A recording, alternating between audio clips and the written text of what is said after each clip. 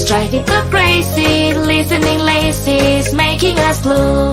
Listening laces, communication goes hazy. Listening laces, listening laces. When you interrupt your friend, you will surely have to make amends. Lady Ella knows the way to help you listen better every day. And what's that?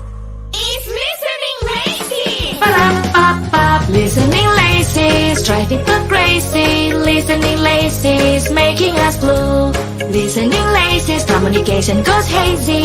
Listening laces, listening laces. Listening laces, drive it up crazy. Listening laces, making us blue.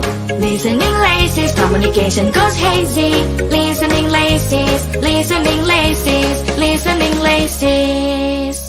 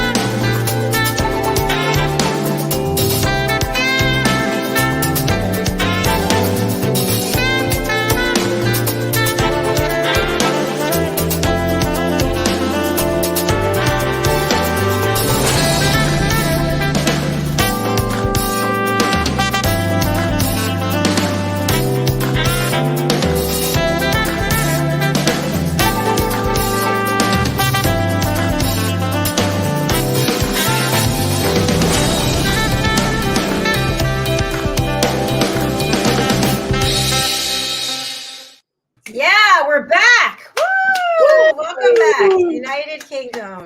You guys switch places. How did that happen? Listening lazies has been going through my head ever since Sunday, and I can't get rid of it. Now it's just had a booster jam. That'll be it forevermore. It's so catchy. It's so uplifting and so refreshing. It it can't fail but put you in a really good mood.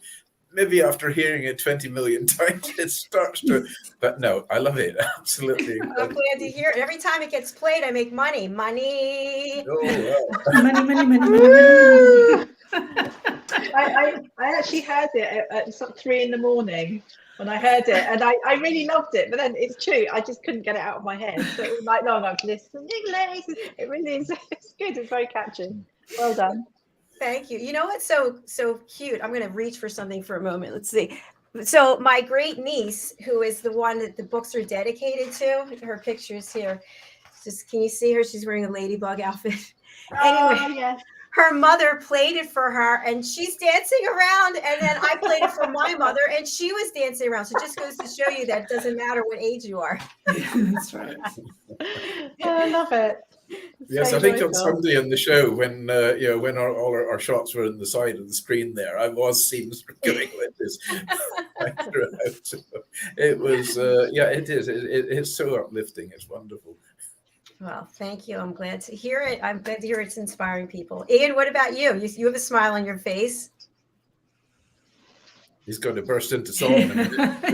I think he's frozen. I think he's frozen. Oh, he did say it's -4 in London. So. Oh, there he's not. He's moving. There he goes. Yeah. Ian, we're on the edge of our seats, Ian. Oh, sorry. There's a lot of sound delay today. Oh. So I'm just hearing you now. I thought it was brilliant what you've done. I really do. It just shows you what a brilliant team you've got now as well to create things like that and such worthy causes at the same time.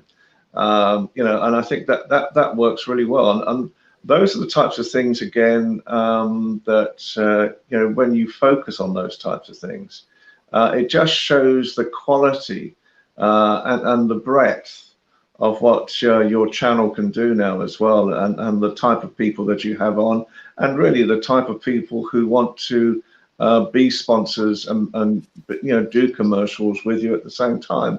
So well done you for that. I thought they were really, really good. Oh, thank you so much. I appreciate it. The thing that's kind of cool about the project is that Mariska, who's one of the songwriters, she's in New Zealand. Madeline's in London, and I'm here. And there's actually 2 more verses that go with that song. And when I made a decision to hire La La Music to sing it, I was like, we don't need 4 verses. It's for kids, right? They don't want to be singing it for 10 minutes. But on the sheet music, I'm having it redone so it has all the verses on it. So you actually get the sheet music in the book, or else you can download it and you can play it on the piano. So it's kind of interesting, but I don't think we want to play it that much. We don't need it that much. I think what's lovely about it is it's educational, which is fabulous, but it just brings so much joy. Yeah. And we're all searching for joy. That's what we need this year. So it's perfect, really perfect. Thank you. We are working on the song for the next book. Lady Ella has afternoon tea in London, so stay tuned for that. It's going to be so much fun. I think maybe I should have it played just at the beginning of my next board meeting. That way it might get some smiley faces around the table.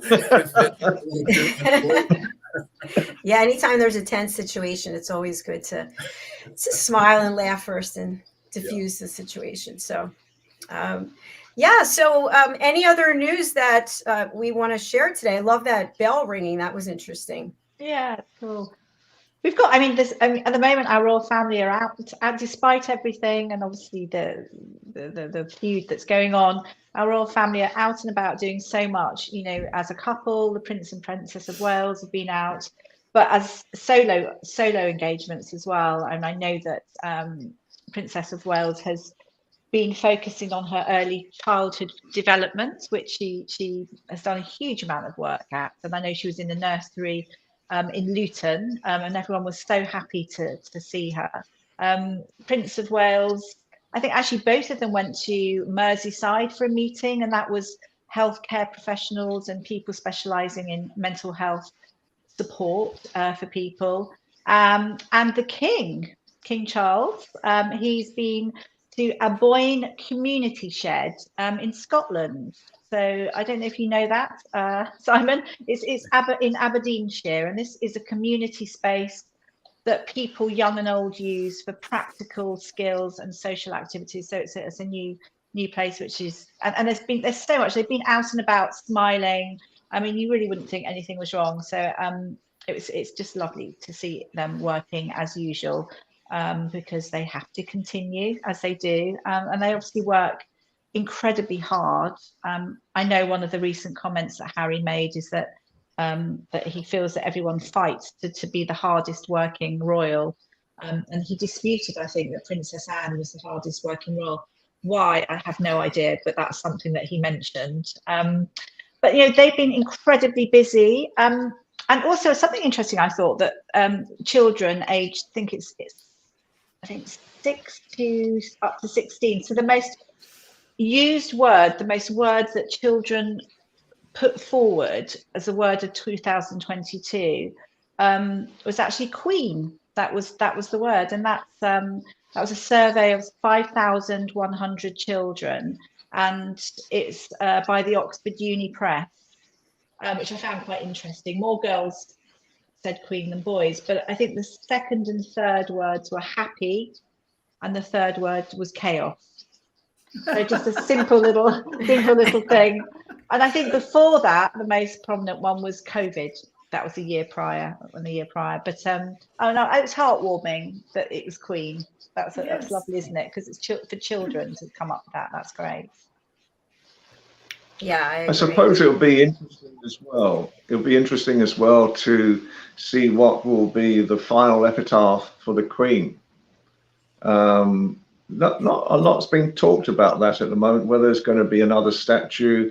The very famous Queen Victoria statue that was done just after her demise. In fact, it took 11 years from conception through to build, which is in front of Buckingham Palace these days. And I wonder what people feel would be a suitable epitaph, because obviously Diana, there's the Diana statue at Kensington Palace as well. So what would make a really good epitaph a memorial for the Queen, does everyone think? Well, perhaps outside Windsor. I mean, Buckingham Palace has been taken up with Queen Victoria, but Windsor was the Queen's really favourite residence, apart from Balmoral. But Balmoral was rather hidden away. No, it's nice to see the King enjoying Scotland so much, and BOEHM is around that area. It's absolutely stunning, and I think if you're there just now, you're there until the snow melts. I mean, they've got serious snow there just now, but they always do. But I've noticed that since he has become king, he has spent more time in Scotland than he's probably ever done before.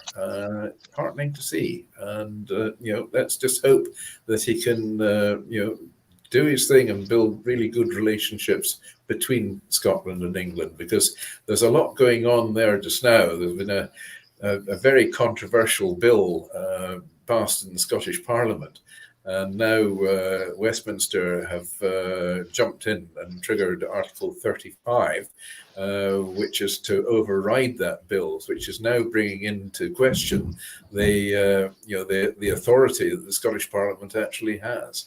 So there's it's just really starting to hit the streets big time, this controversy, and I think this will lead out into quite a big story in the very near future. Fascinating. I think perhaps we could have a, sorry, Hannah, I was just going to suggest perhaps we could have another peace garden for the Queen, which would be rather apt at the moment, wouldn't it, as well, where the whole royal family would have to come to unveil it. That might sort of inspire someone at the same time. The problem with Windsor Castle, there's already another Victoria statue outside Windsor as well, so it's it would be conflicting with that. But the Queen was very, very fond of her gardens and so forth as well. And I just wondered whether some sort of pasture land, or it is a thought of mine, because it's strange, because normally something like this would already be discussed. But because of the Harry and Meghan situation, and William and Kate situation, and King Charles, it's always been sort of given a back door. So I just wonder why that is. Yeah, good point there. That no, it says it's we're going through some very controversial times just now, in particular with the Harry and Meghan story. I think a lot of people are starting to get a bit harried out now as well, because it has run for so long, so hard, and there's a lot of polarized feeling about it as well, which is very sad just now, because we need more good news going out and about rather than the controversial stuff. Bring on the glad tidings. Desperate to see some good news hitting the streets. But I think that's what this show should concentrate on. I think we should be bringing the good news to the table. Ban the bad news. I agree. Does anyone know if Victoria still does the good news show? I think she does. I think she's been doing some performing recently, so she does it from time to time when I think she's got time. But we always bring good news, Simon. We bring good news all the time. And actually, going back to what Ian said, I did a piece for GB News not so long ago, and this was exactly to do with how Her Majesty the Queen's going to be remembered. And one of the things I did say, in fact, was about a peace garden. In fact, even in Buckingham Palace, in the gardens there, which are amazing, it would be lovely to have something there. It could actually be joined to the sort of museum that people have been talking about, and it would make an amazing tourist attraction to have a lovely peace garden with a fantastic statue. But my thoughts, because they were talking about this fourth plinth in Trafalgar Square, which would be ridiculous. It's really where it wouldn't work at all. But we have got a statue, I think, in the north outside a certain church, and I can't remember what it's called, the church. But my feeling is, wouldn't it be great to have different an epitaph, different statues in places that she enjoyed, so that everyone could visit the statues. I think we could have a few of them. And I certainly know loads of artists who would be absolutely up for and willing to do a sculpture, because obviously, you know, you think about cost, etc. But there are people that love Her Majesty so much and would be willing to really give their time, maybe not for free, but give their time and effort to create something amazing for her, so that everyone can visit and remember her. Definitely. And I think you're right. It's a shame that it's been a bit in the background, because we were talking about it and everything has just been taken over, hasn't it, with Harry and Meghan? And I just, you know, obviously we have to report on it all the time, but I just want to say, stop. There's so much out there. There's so many amazing people as well. And so many great communities doing so much good. Let's just try and concentrate on the good. Well, and now we have at least two good pieces of news. One, opportunities for bell ringing, and opportunities for artists. So there you go. There you go. Absolutely. So it's, and maybe those people listening could send in their ideas of what they think would be great, and maybe some of their favorite quotes of the Queen to go with the statue, because I love Helena's idea of having statues everywhere and just be inspirational. That is well, this is it. We've got Queen Victoria scattered around absolutely everywhere as well. So let's have the Queen Elizabeth scattered around everywhere as well. She came, she saw, she conquered.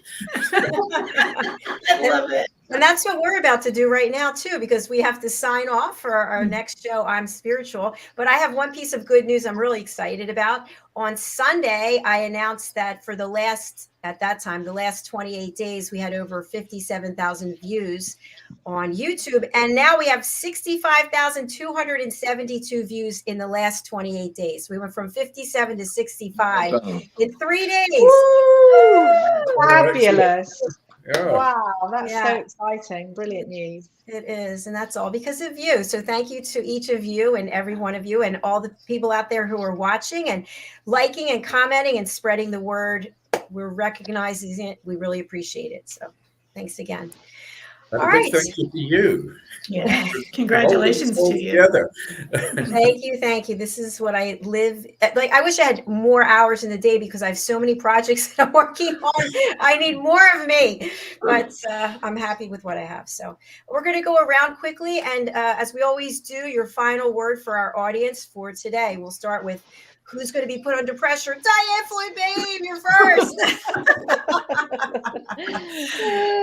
Go out and enjoy the day and find love in your heart and embrace it. Thank you. And DIANN, where can people find your books? Oh, you can find them at any of your local bookstores, as well as on Amazon and Barnes & Noble. Thank you, Dr. Jacalyn. Thank you so much. And speaking of books, Simon, is the book forthcoming? One of these years, yes. I still got to get a publisher. I mean, we haven't got the raw material there. I just need to get the publisher who actually has got a bit of faith in me and will say, okay, let's go for it. And we'll go for it. I'd like to see it out and about. Spread a little bit more happiness and cheer, and maybe educate a person or two as well. Need to get a theme song for it, and I wonder where we're going to pick up a nice theme song. Something catchy, something involving listening, butterflies and there we go. But no, I mean, I thank every one of you, and I thank every one of you out there, out there in viewerland, whichever country, whichever corner of the world you happen to be in, and thank you so much for enjoying and tuning in to USA Global TV and this show in particular. We need your support, but no, we love this show. It's just like being a family ourselves. I really look forward to it each week, and my apologies for the weeks when I can't be here. It gives you a bit of peace and quiet, but it's great fun. And thank you, Dr. Jacalyn, for creating the show and creating the fun. Well, thank you so much. I have to say, it's not just me with these ideas. The other people sitting here have ideas themselves. Thank you, Mr. Turner, and also to Helena, who dropped off. I hope it wasn't something we said, but Ian, she went running. Done it again. Ian, what would you like to leave our audience with today? I would just like to thank the Queen of the Airways, Dr. Jacalyn Kerbeck, for all that you've done. You've done amazing work. I think Sunday was really the epitome of all the values that you bring, the quality that you bring, and the 2 new commercials today just show the creativity that you can bring as well, and it's going around the world. Let's hope we can actually spread the word even more. There's more opportunities in the pipeline. And I think the values that you bring are awe-inspiring. So well done, you. Thank you so much. I just laugh because it's just little me behind the screen. It's just like, I don't know. It's amazing, but thank you. I really do appreciate it. And I thank you for all of your mentoring and all of your support. So Helena, what do you think she would say as we close out today? Probably something like, "Oh, damn it, the connection's gone again." All right, we're going to sign off. I think Helena would say today that, again, as well, she's very pleased with the way things are going right now. I think she really is seeking more peace and happiness in the world this year. The values that a show like this brings, where we bring the 4 corners of the world together nowadays, with the listening power of this, and that she's entirely grateful that she's part of this wonderful project. Oh, thank you, Helena. You couldn't have said it any better. And with that, we're going to close out with a new clip from The Power of Listening. We'll be right back with I'm Spiritual But with Ann Scotland and Dr. Roger Leslie. So please stay tuned for that. Bye, everyone. Bye. Bye. You feel so frustrated. Why won't anybody hear what you have to say? You're filled with anxiety. You feel so isolated and alone. You're desperate for a connection with someone out there in a world that just seems to keep rushing by. Stop. You have a choice. Learn how to listen at an elevated level through the Power of Listening educational courses available on usaglobaltv.com. A world where you manifest everything you need and desire through the power of listening. The Power of Listening educational courses are available today for you to feel and know you have connected and you have been heard through elevated listening skills. The Power of Listening educational courses and children's books available today on usaglobaltv.com.